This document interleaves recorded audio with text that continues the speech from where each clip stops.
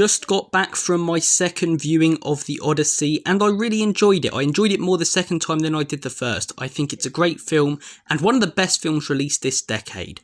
But it's still been overhyped by a lot of people from my generation who are calling it one of the greatest films ever released.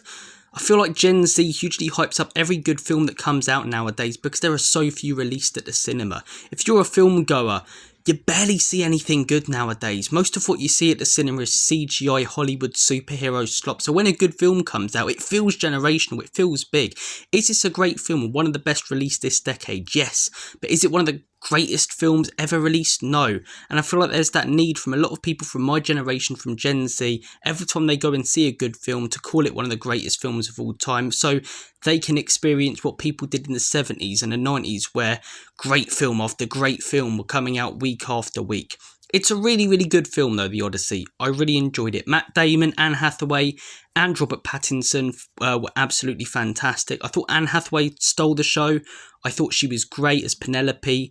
Pattinson, he plays an arse really, really well. Tom Holland was okay as well, but he didn't really stand out. And Matt Damon, very, very tough task playing Odysseus, but I thought he was fantastic. I thought he was really good. My favourite thing about the film was the cinematography.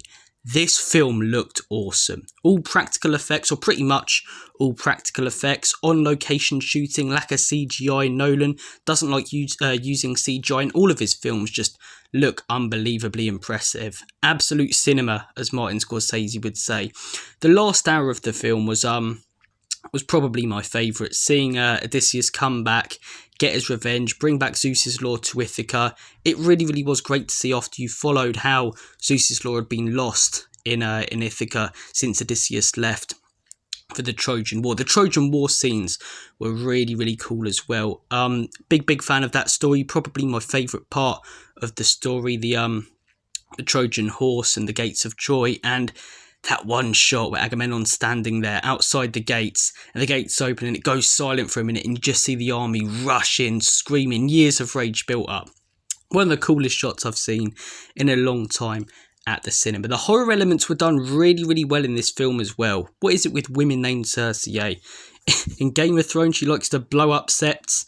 In The Odyssey, she likes to turn humans into pigs and animals. I mean, that was freaky because I wasn't expecting it either. I don't know the source material as well as a lot of people did heading into this film, so it was a bit of a shock to me. The Cyclops scene as well. That's when the film really started to sort of pick up. I think the last hour was fantastic, but first 30 minutes quite slow. The Cyclops scene, all of a sudden you see the Cyclops, this one-eyed beast, pick up a human and chew its head off like a bit of KFC chicken. It was mental. Properly mental. And seeing that at the cinema as well, with all the sound effects, you know, in IMAX, I think it was great. I think this is a film to be seen at the cinema. If you don't go to the cinema too much, I'd recommend you go and see this one at the cinema because it's well worth it. There are some negatives though. I think the pacing was sometimes a little bit quick. I think the story of the Odyssey is so big and so grand in scale, it probably should have been done as a series or over a few films, because the last hour was really well paced, but a lot of the film just felt like we were going from cool scene to cool scene to cool scene without much building, and it did sometimes feel like, okay, Odysseus has rocked up here. Oh no, scary creatures or problem. He's screaming, getting back to the boat. Then rocks up on some new land. Oh no, scary creatures, problems, runs off again. And it did feel a little bit repetitive at times. Although the threats that you're seeing Odysseus and his crew face are pretty freaky and well filmed and it's well done, it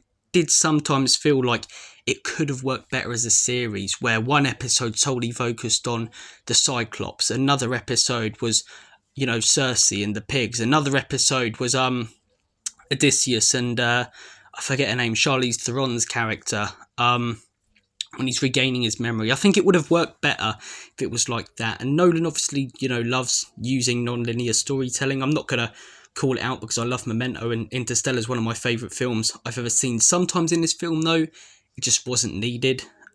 In my opinion, and the modern dialogue and lack of historical accuracy as well can take you out of the film sometimes. It's not too big of an issue in my opinion, because a lot of the film and a lot of the story is fantasy, but look, they're not speaking Greek, so you can't really, you know, call out Tom Holland saying mum instead of mother at times, but it did seem a bit weird. And when you've got Himesh Patel an English Indian actor doing an American accent saying we're Greeks, it can just take you out of it a little bit as well. I mean, who's believing Elliot Page as a Greek warrior as well? I'm sorry, I know that he's meant to be a softer character and a sacrifice and a brave boy, but I'm not buying it, man. I'm not buying it. Same with Travis Scott. Look, there was a lot of controversy about him heading into the film. It weren't too big of a problem because he wasn't in it for too long, but he just doesn't need to be there. A little bit like when he turned up at Elimination Chamber a few years back. It didn't take away from Cena's heel turn at the time. That moment was fantastic. Obviously, it didn't, pan out well, but that moment was fantastic. But why was Travis Scott there doing gang signs, drinking his energy drink? Just on your bike, fella. Have a day off. But look, I enjoyed the film. Thought the cast were fantastic. Cinematography was great. Nolan doesn't make bad films. He makes confusing films and films that sometimes, trip themselves up trying to be too clever. But he doesn't make bad films. Is it one of his best films? Not for me. But is it a very good film? Is it one of the best films released over the last few years?